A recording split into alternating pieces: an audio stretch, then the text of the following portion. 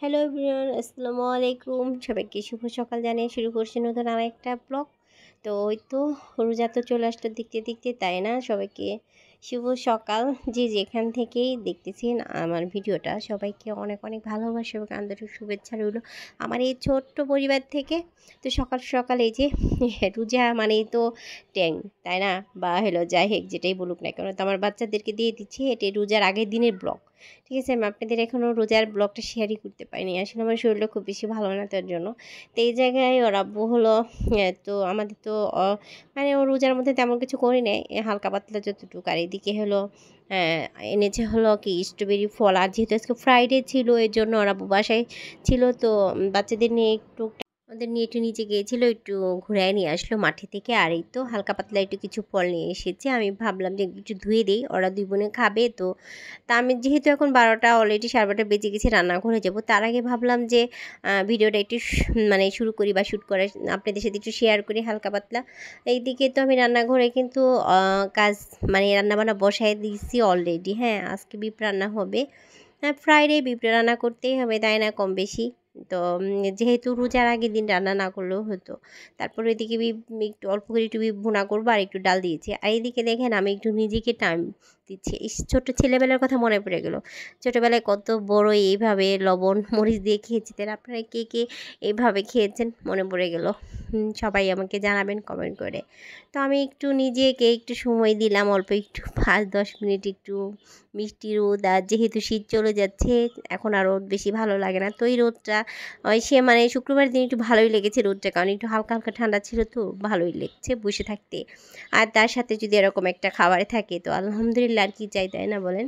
তো এইদিকে টুকটাক হালকা পাতলা কিছু নিয়ে এসেছিলো, মানে চিড়া, তারপরে এই যে ডাল, বেসন, এগুলো আমি একটু উঠায় রাখলাম, লবণ, তারপরে এখানে আছে মনে হয় বেসন, তারপরে আছে হলো চিনি আর পোলাওর চাল, আর এখানে পেয়ারা। আসলে আমার বাসায় তেমন ভাজা পোড়া আমি খুব বেশি করি না, তো প্রথম 2-1 দিন করা হয়, বাট পেঁয়াজিটা একটু করা হয়। এই তো আমি তো আগেই বলেছিলাম মনে হয়। এইদিকে আমি ভাত বসাই দিয়েছি, অলমোস্ট আমার ডালটা হয়ে গেছে, আর এখানে হচ্ছে বিপটাও হয়ে গেছে।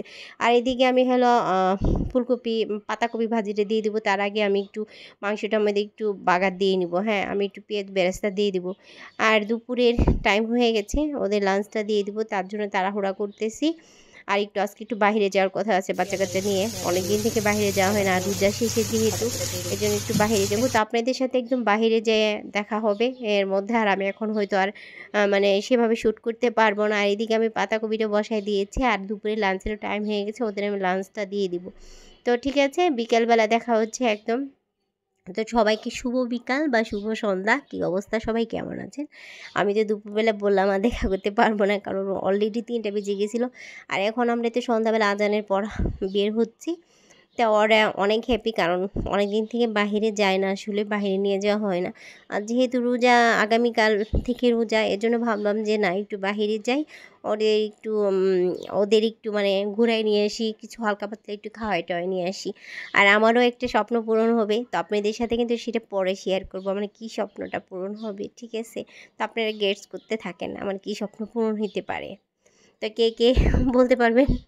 তা মানে তাকে আর কি উপহার দেবো, তাকে আমি অনেক অনেক ভালোবাসা দেবো। ঠিক আছে, তাই তো আমরা হলো বাহিরে যাচ্ছি। আর বাহিরে কিন্তু রাত্রি ভিউটা মার্শাল্লাহ অনেক বেশি ভালো থাকে, তাই না? আমার তো অনেক ভালো লাগে। তো আমরা দেখতে দেখতে এই যে চলে আসছি। একটু আমরা একটু অন্য আরেকটা জায়গায় গিয়েছিলাম, সেটা এখন বলবো না, পরে সারপ্রাইজ থাকলো। তো ওদের একটু খাওয়াইতে নিয়ে আসছি। তো আমার ছোটো মেয়েটা শুধু বাহিরে, মানে ও তো খুব বেশি আসে না, এখন বলতেছে মাম্মা আমি চিকেন খাবো। তো চলো যাই, খাওয়াই নিয়ে আসি, সমস্যা নাই। আর আমার বাহিরের খাবার এগুলো একদম খেতে পাচ্ছি না, আমার ভালো লাগে না। তো আমার আব্বুকে বললাম যে হালকা পাতলা একটু ওদের একটু কিছু দাও খাওয়ায়। আর বাসায় যে খাবার আছে, বাসায় যে মানে রাত্রে ডিনার করব, এখানে আর কিছু খাবো না আমি। তো ওদের দুই বোনকেই হালকা পাতলা একটু কিছু দেওয়া হয়েছিল। ছোটো মানুষ কী খেতে পারে, এমনি শুধু বলে খাবো খাবো। তো দুইজনে দেখেন কেমন করছে, মানে বাহিরে এসে মানে পাগল হয়ে গেছে, মনে হচ্ছে কতদিন থেকে বাইরে আসে না। ওই বলছে ওই কী খাবা, ওই বলে আমি জানি না আমি কী খাবো। ওই আসলেই খাওয়ার মধ্যে বলতে পারে না যে কী খাবে, ওর আসলে ভালো লাগতেছিল না, মাথা বলে ব্যথা করতেছিল। আসলে এখন ঠান্ডা গরম না, কেমন এই ঠান্ডা এই গরম বাচ্চাদের না সবারই একটু সমস্যা হচ্ছে, কেমন একটু ইয়ে লাগতেছে। আর আমার ছোটোটা তো মাশাআল্লাহ মাশাআল্লাহ মাশাআল্লাহ, সবাই মাশাআল্লাহ বলবেন, একদম সেই পরিমাণ উনি আনন্দে আছে। কি থেকে কি করবে উনি বুঝতে পারছে না, ঠিক আছে, মানে বুঝতেও পারছে না, সেটাকে মানে প্রকাশ কীভাবে করবে সেটাও ইয়া করতে পারতেছে না। আর বলতেছে কখন আমার খাবার আসবে, আর একটু ঢং শুরু করেছি। তা আমার মাটার জন্য মাশাআল্লাহ বলবেন সবাই, আমার মাটার জন্য দোয়া করবেন, আমার মাটা যেন ভালো থাকে, আমি আমার পরিবারকে নিয়ে যেন ভালোভাবে সুস্থভাবে সবাইকে সামলাতে পারি, রাখতে পারি, সবাই ভালো থাকি। আপনাদের জন্যও দোয়া করি, আপনারা সবাই ভালো থাকেন। রমজান মাস মানে রামাদান মাস আসছে, সবাই বেশি বেশি করে নামাজ রোজা করেন, আল্লাহর কাছে দোয়া করেন, আল্লাহ যেন সবার সব আশা পূরণ করে দেয়, তাই না? আমিও তাই করব ইনশাল্লাহ। তো সে পর্যন্ত সবাই ভালো থাকেন, সুস্থ থাকেন। আজকে ব্লগটা আমি এই পর্যন্ত শেষ করে দিব। তো আমরা এখন বাসায় চলে যাচ্ছি, আমাদের খানা পিনা শেষ, 2 ক্যাটকুট নিয়ে। তো আল্লাহ হাফেজ, আসসালামু আলাইকুম। আবার দেখা হবে আরেকটা নতুন ভিডিও নিয়ে। সবাইকে শুভরাত্রি।